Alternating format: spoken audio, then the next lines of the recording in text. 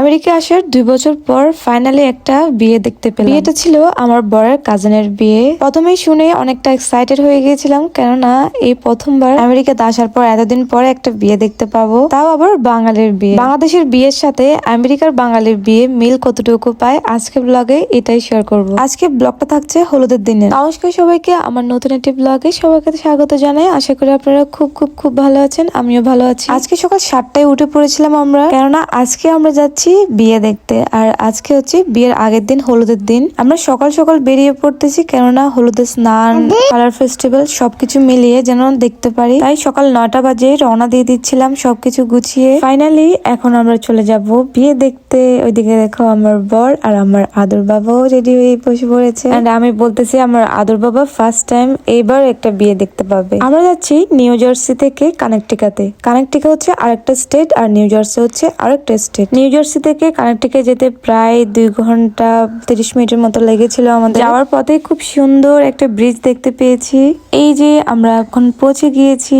সবাই দেখো এখানে কাজে লেগে পড়েছে। বিয়ে বাড়ি বলে কথা, যে যার যার কাজে লেগে পড়েছে। এদিকে আমার আদর বাবা তার কাকাইয়ের কোলে উঠে পড়েছে, আর এইদিকে দেখতে পাচ্ছি বিয়ের গেটের কাজ চলতেছে এবং লাইটিং ও লাগাচ্ছিল, কেননা সন্ধ্যায় লাইটিং হবে আর হলুদের অনুষ্ঠান তো হবে। আর এদিকে দেখছি আলপনাও করেছে কিছু, আর এদিকে স্টেজ সাজাচ্ছে গায়ে হলুদের জন্য।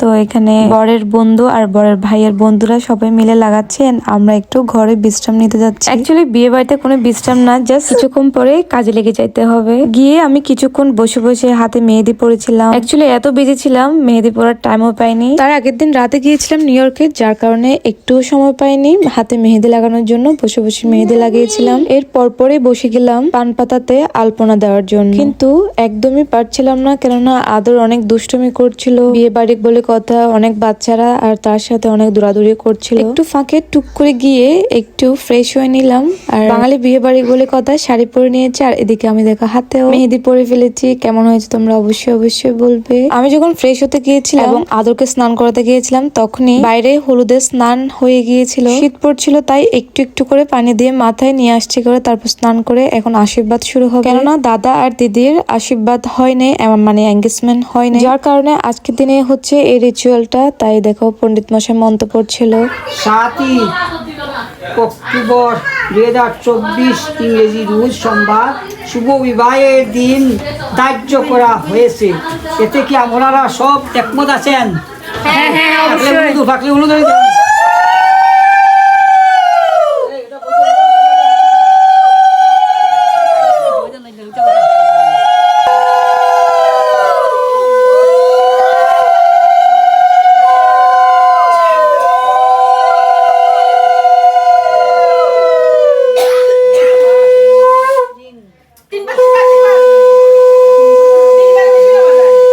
খুশি। আপনারা একটু খুশি লাগে না, একদম স্যাড কেন? ওম অপবিত্র পবিত্র বা সর্বাবস্থাঙ্গত বিবাদ বৎসরে পুণ্ডরিকাক্ষং সৌভাগ্য অভ্যন্তর সূচি বিষ্ণু পুণ্ডরিকাক্ষনাথ বিষ্ণু ওম হরি বিষ্ণু ওম হরি বিষ্ণু ওম অপবিত্র পবিত্র বা সর্বাবস্থাঙ্গত বিবাদ বৎসরে পুণ্ডরিকাক্ষং সৌভাগ্য অভ্যন্তর সূচি বিষ্ণু পুণ্ডরিকাক্ষনাথ বিষ্ণু ওম হরি বিষ্ণু ওম হরি বিষ্ণু ওম হরি বিষ্ণু।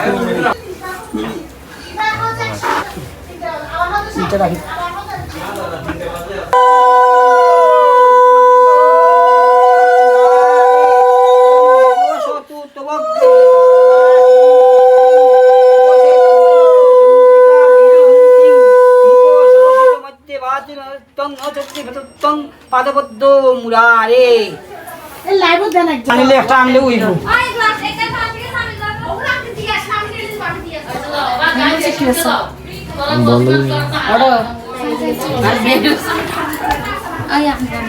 কি লাইনি আচ্ছা আচ্ছা মাসে বেনের কাছে আন্টি তো মাসে জোরান বুঝে না ময়মা মাসিটা ধরে তো ইন্দি মাইমা ডাকিস মাইমা মাসিটা ডাকিস মাইমা ডাক এখন ধরে দিতে হবে মামি জোর দে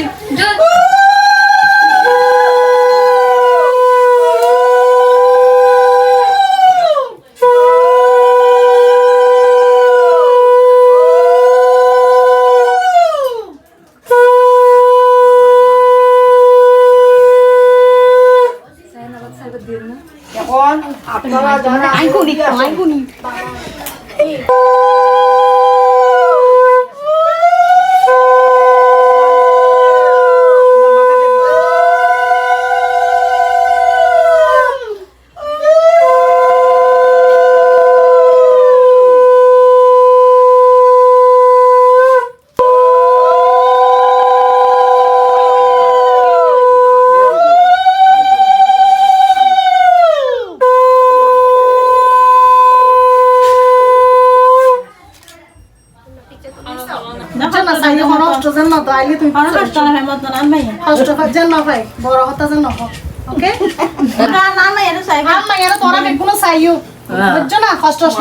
খবর আছে কিন্তু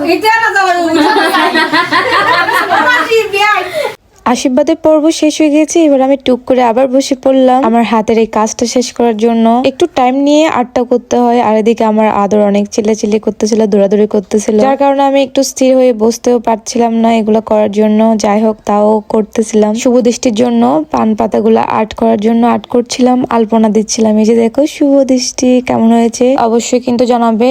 এদিকে শেষ করা হয়ে গিয়েছে, এখানে 3টে করা হয়েছে, যদি একটা নষ্ট হয়ে যায় বাই চান্স। যাই হোক, এখন শুরু হয়ে গেছে কালার ফেস্টিভ্যাল। আর দিনটা যেহেতু ছোট তাই একটু তাড়াতাড়ি করে করা হচ্ছিল, আশীর্বাদের পরপরে শুরু হয়ে গিয়েছিল কালার ফেস্টিভ্যাল। তো চলো সবাই একটু কালার লাগিয়ে দিয়ে আসি আর একটুখানি নেচে আসি।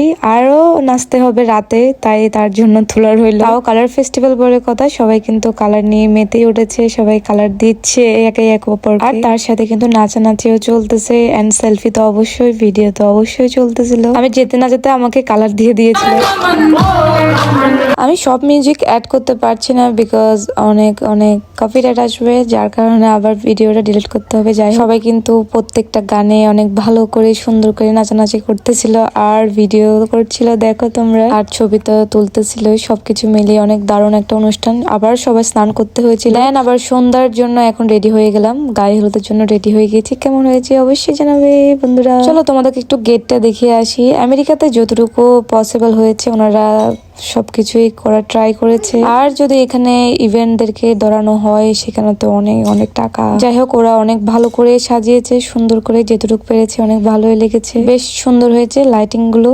তো এখানে দেখো সবাই খেয়ে অলরেডি চলে যাচ্ছিল। আবার এখন আমি গিয়ে দেখি আবার বস্ত্র লঙ্কা দেওয়া শুরু হবে মাত্রই। বাংলাদেশেও সেম বস্ত্র লঙ্কা দেওয়া হয় আর এখানেও সেম বস্ত্র আর অলংকার দেওয়া হচ্ছে।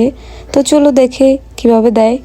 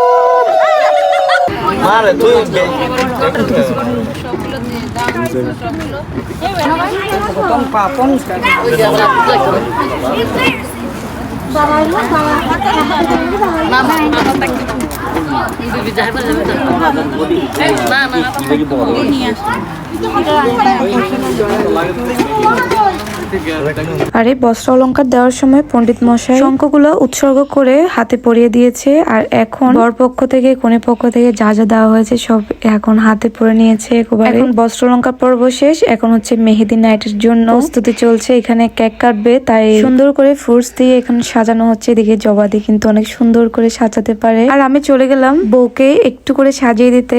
আমাদেরকে মাত্র 15 মিনিট টাইম দিয়েছে সাজানোর জন্য। অলমোস্ট তখন প্রায় 9:30 10টার মতো বেজে গিয়েছিল, তাই তখন চিল্লাচিল্লি করতেছিল তাড়াতাড়ি করো তাড়াতাড়ি করো। তাই আমরা তাড়াতাড়ি করে যতটুকু পারলাম তাড়াতাড়ি করে ততটুকু করে দিলাম। যাই হোক, তাড়াতাড়ি করে দিয়েছি। আবার এখন রেডি হয়ে চলে যেতে হবে কেক কাটার জন্য। তো চলো, এখন বউয়ের এন্ট্রি হবে। অলরেডি সাউন্ড চলতেছিল আর আমি কফিটাটের জন্য দিতে পারছিলাম না। বউ এখন স্টেজে উঠবে, তো তার জন্য অনেক গান চলছিল। আজকে অনেকগুলো রিচুয়াল আপনারা একসাথে দেখতে পেরেছেন।